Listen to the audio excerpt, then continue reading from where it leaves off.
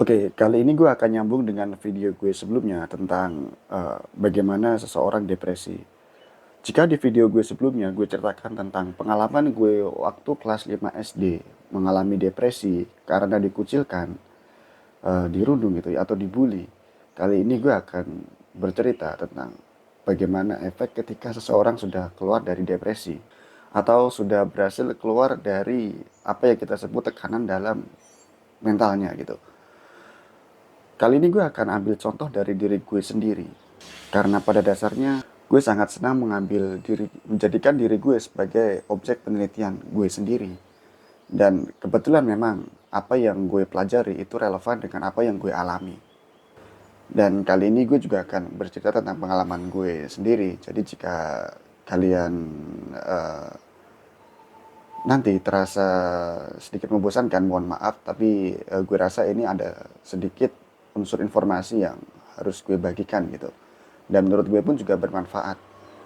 Oke, untuk mengawali, gue ingat betul dulu ada yang bilang, tapi gue lupa siapa. Tapi ketika seseorang sudah lepas dari tekanan atau menjadi apa ya istilahnya, sudah bisa mengatur dirinya dan lepas dari pembulian, maka ada kecenderungan seseorang itu akan menjadi pembuli yang baru. Artinya ketika korban bully sudah berhasil lepas dari kondisi yang membulinya, dia sangat mempunyai kemungkinan menjadi pembuli yang baru di lingkungannya yang baru mungkin.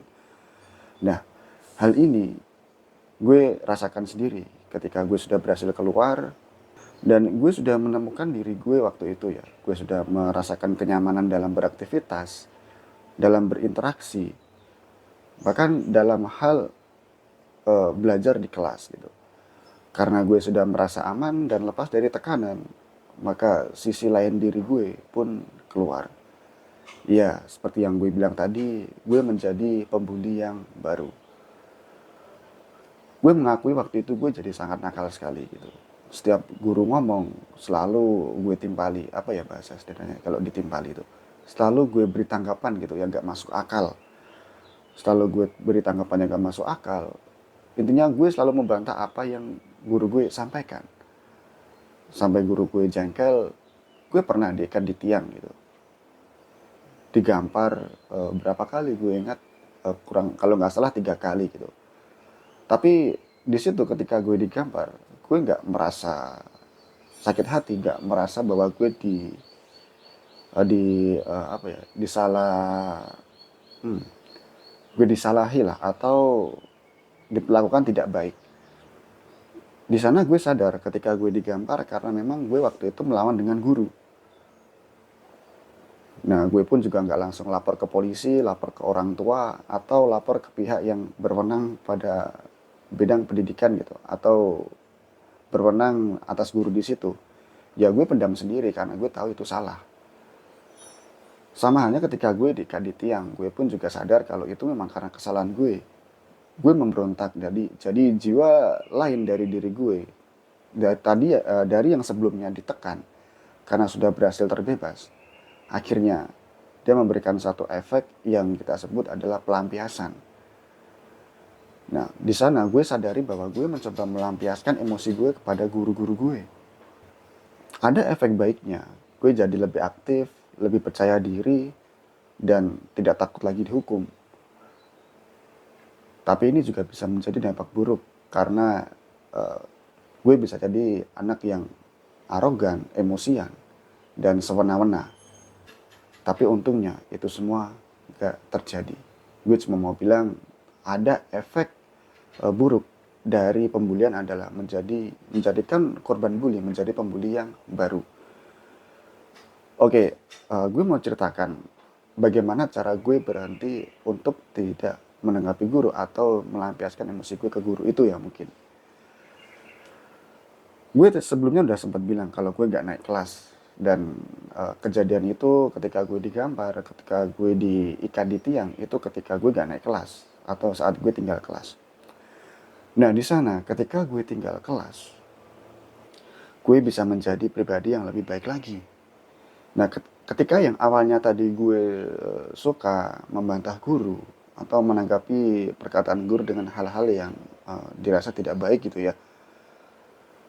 Guru yang gue tanggapi itu, yang kebetulan wali kelas gue, justru di akhir cerita ketika gue naik kelas ke kelas 6, dia membanggakan gue. Di sana gue merasa tersanjung dan jujur gue merasa bersalah. Dan perasaan bersalah inilah yang membuat gue berubah 180 derajat. Dari yang awalnya senang membantah atau bisa dibilang nakal gitu ya, menjadi pribadi yang lebih kalem. Gue sadar kalau setelah kejadian itu gue menjadi kalem sekali. Guru gue sederhana, hanya mengapresiasi gue di depan wali murid. Hal yang dilakukan, hal berbeda yang dilakukan oleh guru gue sebelumnya, yaitu mempermalukan gue di hadapan murid-murid. Tapi wali kelas gue yang baru justru mengapresiasi gue di hadapan wali murid. Apresiasinya apa? Singkat cerita, waktu itu penerimaan rapot dan kenaikan kelas gitu ya. Kebetulan siswa diminta hadir, beberapa siswa hadir bersama orang tuanya, dan beberapa siswa hanya orang tuanya yang datang gitu. Waktu itu orang tua gue datang terlambat ya. Jadi gue masih di kelas dulu dan sudah ada beberapa wali murid yang datang. Wali siswa gitu, sorry. Nah, ketika diumumkan atau ketika ada pengumuman murid yang tidak naik kelas, itu diumumkan dulu. Jadi murid yang tidak naik kelas sudah disampaikan karena memang itu harus disampaikan. Dan ada satu penguatan kepada wali muridnya. Jika naik kelas bukan berarti siswa itu bodoh atau murid itu bodoh. Dan yang dijadikan contoh di sana adalah gue. Nah, jadi alurnya adalah sebelum diumumkan atau disampaikan ada siswa yang tidak naik kelas, awalnya itu diumumkan dulu siswa-siswa yang masuk ranking 10 besar di kelas. Dan gue masuk salah satunya. Kebetulan gue masuk di ranking 10 besar, gue lupa ya di ranking berapa. Yang jelas nama gue disebut waktu itu. Dan di sana gue benar-benar merasa tersanjung. Merasa benar-benar bahwa gue ini mampu sebenarnya. Dan ketika gue gak naik kelas kemarin, itu hanya karena gue tertekan. Atau hanya karena mental gue sedang didownkan oleh seseorang yang gak perlu gue pikirkan. Dan wali kelas gue ini mengapresiasi gue di hadapan umum. Dia menjadikan gue contoh, menjadikan gue sebagai objek siswa yang mungkin tidak naik kelas, tapi dia bisa membuktikan bahwa itu bukan tanda kalau dia bodoh. Di sana gue jujur sedikit terharu ya, karena seorang guru yang bisa gue bilang selalu gue jahilin atau bahkan gue tidak hormat ke beliau, justru bisa mengapresiasi gue dan bisa mengubah gue sampai sejauh ini. Ya, gue benar-benar sangat berutang dengan beliau. Kalau mungkin nanti ada waktu, ada kesempatan, gue pengen sekali ketemu dengan beliau ini untuk sekedar mengucapkan terima kasih. Karena ternyata apa yang dia lakukan itu berdampak besar pada kehidupan gue saat ini. Perubahan karakter, pembentukan sikap, bahkan cara gue menyikapi permasalahan pun gue rasa terbentuk karena beliau ini. Jadi ketika gue melihat bagaimana pendidikan karakter, ternyata pendidikan karakter itu terbentuk dari guru yang lembut, guru yang bisa mengerti siswanya. Dan saat itu pun gue merasa terpukul, gue berjanji pada diri gue sendiri, gue gak akan mengulangi nakal, berbuat hal-hal yang merugikan orang lain. Dan hal tersebut gue pegang sampai saat ini. Hanya bermodal atau hanya berawal dari apresiasi yang diberikan oleh wali kelas gue di depan umum. Dan berkat kesabaran beliau yang gak dendam ke gue, gak menyimpan amarah ke gue bisa menjadi pribadi yang menurut gue mungkin 100 kali lebih baik dari gue waktu kelas 5 SD itu. Ya, mungkin sampai sini dulu cerita gue kali ini ya.